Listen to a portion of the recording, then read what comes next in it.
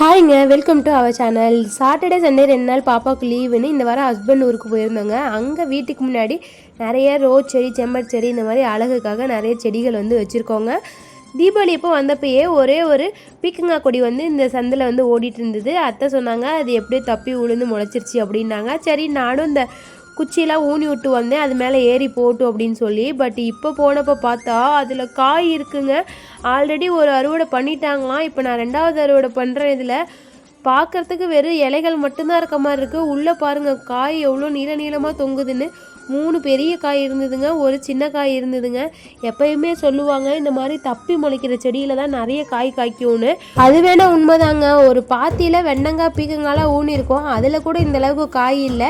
But இந்த செடியில் பாருங்கள் காய் நீளமாக எவ்வளோ பெருசாக இருக்குதுன்னு. முக்கியமாக இந்த மாதிரி கொடி வகைகள் எல்லாமே பனிக்காலத்தில் தான் நல்லா காய்க்கும். முக்கியமாக சொரக்காயெலாம் சொல்லவே தேவையில்ல. சொரக்காய், பரங்கிக்காய், பூசணிக்காய் எல்லாமே இந்த பனியில் தான் நல்ல பூ வச்சு பிஞ்சு வச்சு காய் நிறைய காய்க்கும். கொடி வகைகள்லாம் ஊன்ற மாதிரி இருந்துச்சுன்னா நீங்கள் இந்த பனிக்காலத்துக்கு பூ பூத்து காய் காய்க்கிற மாதிரி கரெக்ட் பண்ணி நீங்கள் நட்டிங்க அப்படின்னா பனிக்காலத்தில் நல்லாவே காய்கள்லாம் காய்க்குங்க. நம்மளும் இந்த பீக்கங்காயை அழகாக பறித்து எடுத்தாச்சு. இந்த மாதிரி வீடியோஸ்லாம் உங்களுக்கு வேணும் அப்படின்னா மறக்காமல் நம்ம சேனலை ஃபாலோ பண்ணிக்கோங்க. வீடியோக்கு ஒரு லைக் பண்ணி கமெண்ட் பண்ணி ஷேர் பண்ணுங்கள். வீடியோ பார்த்ததுக்கு ரொம்ப ரொம்ப நன்றி. Happy gardening.